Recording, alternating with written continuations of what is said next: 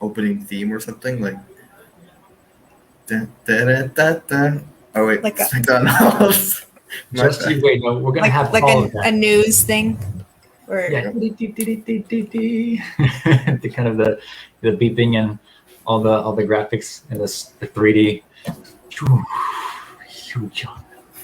Rise up. All right, everyone. We are here. Rise up. Welcome to the show where we talk about responsibility, integrity, service, and empathy in action.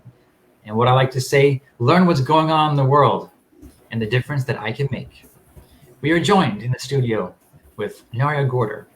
Say hello. Hello, everyone. Thank you. And Ricky DeSena. Hello. Hello to you. And we have an exciting show today. We've got some articles from the UN and some good news, Hyojung talk, and a way for you to help Tokyo. Yes, you can help Tokyo Olympics today. So stay tuned for that. Let's jump right in. Ricky, we've got a story about the impact of global warming. So why don't you give us that update? Yeah. So let me just set this up. All right. So as Milan said, my topic for today is global warming, or following the theme of global warming for this month, climate change. So as many of you might have heard, Europe is facing some of the effects of climate change at the moment. So recently there was a really, really disastrous flood in the countries of Belgium, Germany, Luxembourg, and the Netherlands, which was basically 2 months worth of rain in the span of like 2 days. And because Germany and these other countries weren't used to this amount of rainfall in that short amount of time, it caused a lot of disastrous flooding. As you can see in the picture here, a lot of the houses were destroyed. A lot of the rivers overflowed, and it created a lot of really, really bad situations for the people there. And the UN basically spoke out about this issue and about what's not just what's going on in these countries in Europe, but what this means overall for the world. But not only are we seeing these countries in Central Europe being affected by the climate change, but we're also seeing this interesting contrast of heavy rain and flooding in Europe, Central Europe. But in the North and Scandinavian countries, you're also getting record high heat waves, similar to the ones that we talked about last week in northwestern United States. Not last week, but last time I came on. The UN Secretary General Antonio Guterres basically respond to this and by saying we need to step up climate action. We need to step up the level of ambition. We're not doing nearly enough to stay within the targets of the Paris Agreement. So it's really serious situation. I think just the extreme weather, or the way we've been seeing the extreme weather conditions affect these countries. In a sense, it's kind of a wake-up call, but it's also sad, because we need to have these kinds of situations to be like, oh, hey, like climate change, global warming is, it's a real thing. It's really affecting us in a real way. So that's basically what's going on, and then we can talk about it a little bit more. But this is Scandinavia, and there's a lot of fires going on there as well. Mm-hmm. Yeah, this is, I have been looking at the Netherlands and how with the sea level rising, a lot of the country is eventually going to go underwater. I'm not sure what percentage, depending on how high the climate temperature goes. Is that But for all of Scandinavia? We said the Netherlands? the Netherlands specifically, as I understand, is at Okay. risk, mostly for high water level. But I didn't think about rainfall. All that water, I guess, evaporating, coming over. I mean, you wouldn't think that Belgium or these other these nation states would be impacted by water in that way. Of course, we know about the heat, right? Of course, the rising temperatures and forest fires and desertification, but the rainfall, that's interesting. I mean, here it is. It's like it's right there in front of us. It's not much to argue. It's happening. Yeah, and I think what yeah. Sorry, I was saying before, like the main issue, the reason this is like such a big deal is because like it's so unprecedented. Germany and those other countries, there's no way they could have been prepared for that. Right. Usually countries that are prone to flooding, they have structures built for that kind of situation. They have things prepared for something like to happen. But this is for Germany. It's kind of they're blindsided. That's why it's so serious. That's a great point, because like the Netherlands, I saw that they're designing houses that float on the water. Again, like you said, like they're preparing for what's inevitable, but unless we reverse the climate, the climate change. But like you said, yeah, I mean, without any preparation, and we see this in the U.S. too, we're not prepared. So it's like you can't prepare every nook and cranny of the country either. So it does make sense to do our part in reducing carbon emissions. And I guess what strikes me is, the countries that are releasing the most carbon emissions are not necessarily affected by the damage. And so the UN does have to play a role in kind of putting responsibility where it's due. So it's I don't know, that it's a topic of how do you create an awareness of a responsibility from those who are kind of causing the problem to understand the damage it's doing to other nations. And so it requires a higher level of consciousness and awareness. So yeah, how do you do that? That's hard. Yeah, I think I was going to say that is the challenge with the goal for the climate action. Most people don't really understand what it is and what it entails. And researching into it, since we have a synergy coming up on that topic, it's like, yeah, there's a lot that it covers and it all makes sense. Basically what we see, it's like not just like, oh, global warming, it's like all the drastic weather changes, like it's to the extreme. It's like we're having areas that are drying up. We're having areas that are flooding completely. It's not, or even areas that get very hot, but also getting much colder than it normally does. So it's like the whole earth is trying to, like, I feel like trying to adjust, but it really can't. And everything's getting all like mixed up everywhere and getting confused. So it's, yeah, definitely scary, and to think about like what's going to happen when everything goes to like way beyond where we can't change it at all. Like we might even already be at that point for seeing extreme weather like this. Even in New Jersey, we've just had like tons of rain the last few days. I haven't seen this much rain at one time. Yes. Yeah. And like the town next to us, Patterson, has like gets major flooding on normal rainy days. It's like when there's like a one whole day of rain. And I can't imagine like the destruction and disaster that's going to be causing, especially is an interesting fact. Patterson's a very old city, so it has a combined sewage system. So when basically the water treatment plant can't take care of all the water from the sewage and the streets, it basically backs up and the sewage comes back out onto the streets, into people's homes and into the rivers. So that's not good. But yeah, and with the water levels rising. You were talking about with the Netherlands. Venice is also a city that's anticipating this and is already seeing it. And in island nations, they're the ones that are really concerned because they're a small nation, but they're right at sea level, basically. If there's like a few feet of water coming up, then that's like their entire island almost. So this is like something that's going to be impacting everyone. And unfortunately, Americans don't see like that. Our nation, our people, like we're contributing to this. It's not just going to be affecting our nation; it's affecting everybody as well. But we don't see the direct effects right now.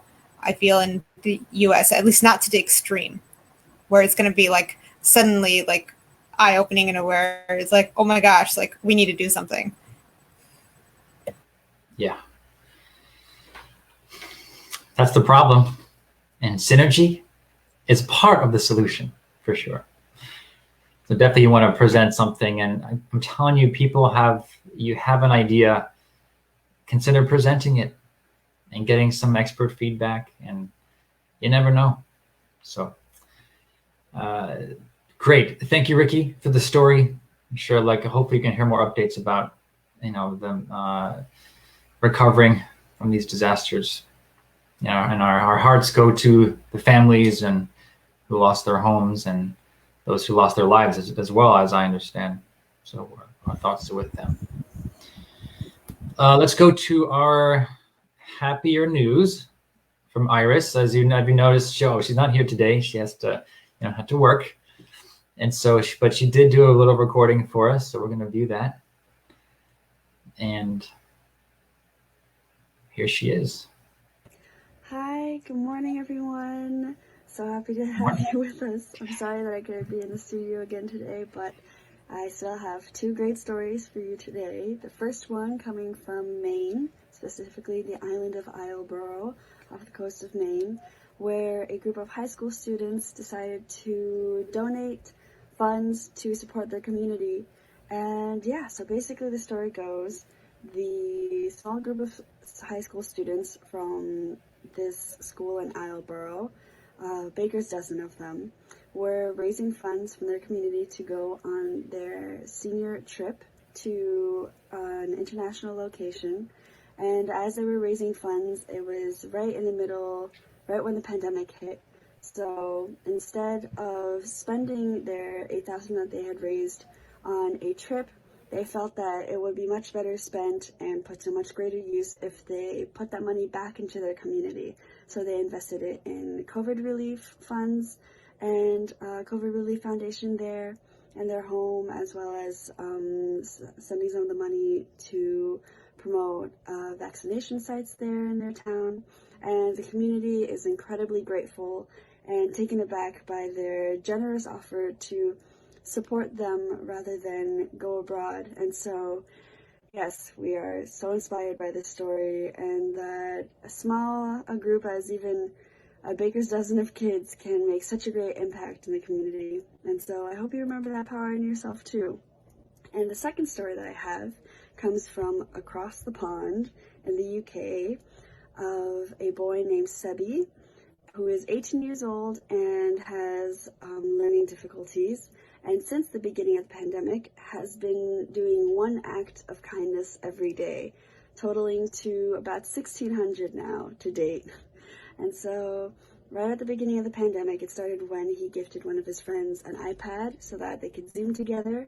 And his mom asked him to brainstorm on more ideas on how he could support his friends and raise money to support people during COVID and bring hope during such a hopeless time. And Sebi simply answered, well, my superpower is to be kind. And since then, he's been collecting old Halloween pumpkins to make pumpkin soup and feed the homeless and the needy, washing cars, giving out 100 roses to 100 women, and passing out mysterious Christmas gift bags last Christmas, and things of that nature.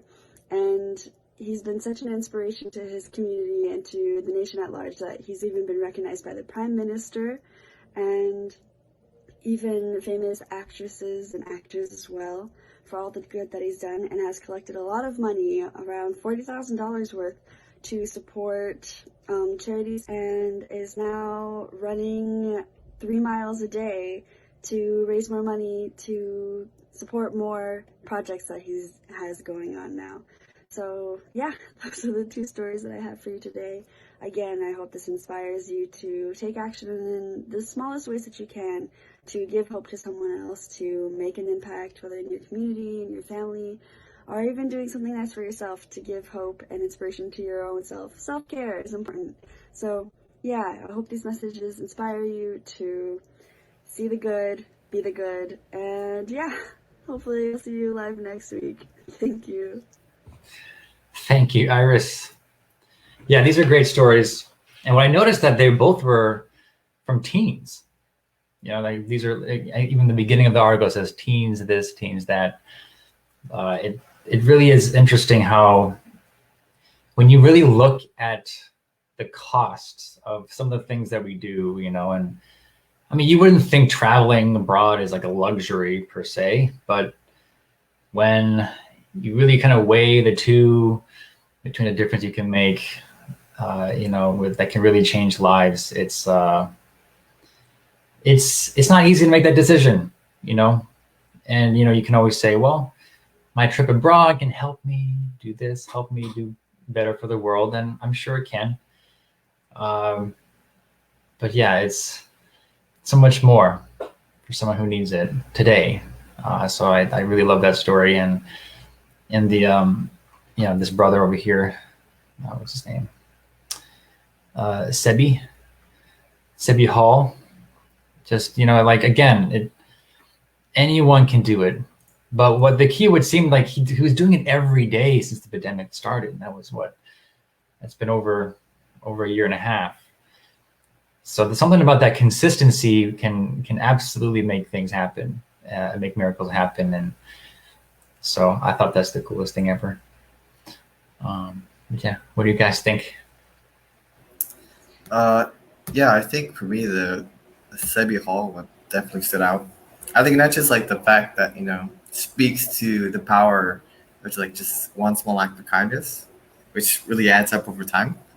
But you know, he also in the article talks about how, you know, his mom asked him, you know, what's a skill that you have, you know, that you feel like you can provide as a service. And he says, "Oh, I can be kind." And I feel like that speaks to yeah, giving value to the small things you can provide. I think a lot of times we, especially as youth, we kind of like downplay our value and what we can do because, you know, we compare ourselves to, I don't know, some PhD who's like expert in international relations who's trying to like fix all these problems all over the world. But, you know, we're just as capable in our own way. So yeah, that definitely stood out to me. It's a great point. You don't have to have a PhD to impact the world.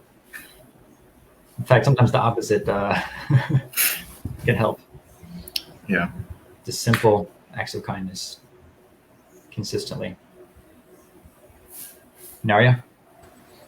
Yeah, I really like that one too. And that's something like I would really like to be able to do is like be able to consistently do at least one act of kindness every day. And I think it's very rejuvenating to be able to do that or know that you made someone's day or did something for the sake of another. And that kind of adds value to yourself because being a stay-at-home mom, only working from home, it's very isolating, I guess. I don't see the public too much. But yeah, just being able to, if whenever we do go out, like giving a compliment to someone, holding the door open for someone, something simple like that, it makes you feel like you did something, you gave something back, and you're not just like existing on the planet, I guess. So I think but it's definitely challenging to try to consistently do something every day. At least I've tried to do yoga every morning, every day, and I can't do that. So. Do we do anything every day? It's true. Honestly, it is definitely an accomplishment. You know, if you can do something every single day like that, then it shouldn't be a surprise when it starts to make headlines, you know. Just saying. And that kind of leads me to my talk today. or my quote I'd like to share with you today. It's from Dr. Seuss. Let me share it. I want to show you. Share screen. Yeah. All right. Here it is. To the world, you may be just one person, but to one person, you may be the world. So kind of playing off of the story of, one small act of kindness might seem small in the whole scheme of things, but to that person you're serving, you have no idea what kind of impact it might have had on them. And so, so that's kind of what I want to mention. But I want to take it to a different level. And I think a lot of times the people who are close to us, right? Those are the ones who really do mean everything to you, whether it's your spouse or, a family member. They also, because they're the world to you, you can also hurt them, actually, much more than someone who doesn't mean the world to you. And I think often we expect the people that are close to us to be extra kind and understanding. But at the same time, they're also normal people who have their own interests and things they want to do in life. So I'm not sure exactly how I want to put this, but I think we have to develop reasonable expectations of the people who are closest to us, in order to not get hurt. For example, a lot of these conflicts we find in nations or in families, I think a lot of it is, it's we should understand this point that just because this person means the world to you, it doesn't mean they're not perfect in understanding you. And so it does require you to have a reasonable expectation to do your part to communicate well, to understand their point of view. And it can help reduce conflict, whether it's in your close relationships, families, even in a nation. And it kind of goes back to our peace perspective of finding that peace within yourself first, and then those who are close to you, and then all the way out to the nation. So I'm not sure if this quite makes sense, but I want to just hear your thoughts on this point. And maybe in a way to bring more peace to this world.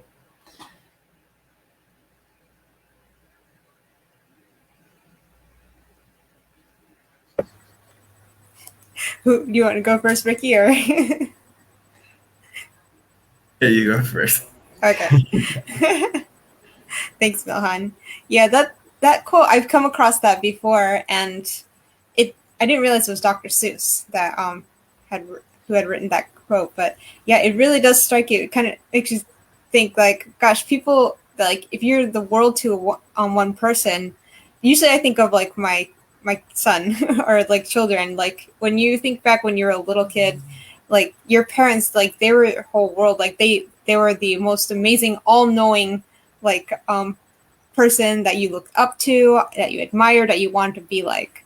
So I can totally understand that. And then and whatever you see your role model or person that you admire doing, you want to be able to work towards that. So if you, like Ricky said, you don't have a PhD, you're not an expert at something to help maybe in a technical way save the world, but if you're just kind, even that's an amazing role model for a young child. So and so what happens when your parent you get older, right, and you notice your parents aren't superheroes like you think they were? Actually, they're normal people who make mistakes and are doing their best. I think what tends to happen is that you get disappointed and you kind of have it distorts your view of things, when actually you should have more compassion and more understanding. Is that, you know what I mean? Because sometimes, because if you put an unreasonable expectation on your parents, your God, then it kind of you're kind of missing the point of that growth and development and peace. You know, peace is not it's not a perfect thing. It's actually it's a dynamic, it's a growing, changing thing. You know, that's kind of what I wanted to get at today. Does that make sense? Yeah, it does. I totally understand that. It's true. Once you become an adult, then you realize that, oh, my parents are pretty normal. And, right. And yeah, I think I understand that point of like kind of that feeling of disappointment. Like, oh, you do kind of notice like the strange like quirks or things that they do, or things that you don't think are great or that admirable. But I think kind of looking back with my own parents, I still kind of really admire and grateful to them for how they raised me as a child, like kind of instilling that kind of the awe, but also determination to want to do something great in a way, and want to aspire to be a good person and make an impact, a positive impact, even if it's like small, just within your neighborhood. Yes. But then I do find other role models that I really admire now that I'm an adult as well. Like people within the community or friends that I think are just like phenomenal. I'm like, how did they do this? Like, I wish I want to be like that, kind of like that kind of thought. That's right. You make new relationships, new role models, and I think everything you just described makes a more peaceful world. If people took that more optimistic, that approach. And again, I think you had the right expectation as you get older, and yes, didn't allow yourself to get disillusioned, or it's like, what can I do? It's like, again, it's like our first value, responsibility. And what more can I do? How much more can I grow? As opposed to, oh, this is not perfect. Oh, they're not doing a good job, or they're the problem. But no, we need a reasonable expectation, and then you take action, you take responsibility. Something like that. And Ricky's about to drop something profound, I can tell. No, I mean, I was just gonna say, like, yeah, I don't think there's much more I can add. I think you guys kind of really explained it well. But just like, speaking from experience, in reflecting on the quote we shared, it always strikes me, how much, we don't realize that we do. I think because maybe we're always like looking forward, right? We're not really in the moment appreciating what we're doing or what we've done. But yeah, I remember I was babysitting these two kids once. And at the time, I didn't think much of it. I was just like going to their house, I was playing with them, and then I would leave. Like, in my mind, that's what it felt like. Like, I was not that big deal. Like, I paid a little bit, and then that's it. But I remember the day that, I had to tell them that I had to leave. I wasn't gonna babysit them anymore. I started crying, and I'm like, you gotta understand that I only been babysitting them for like 3 months, 4 months.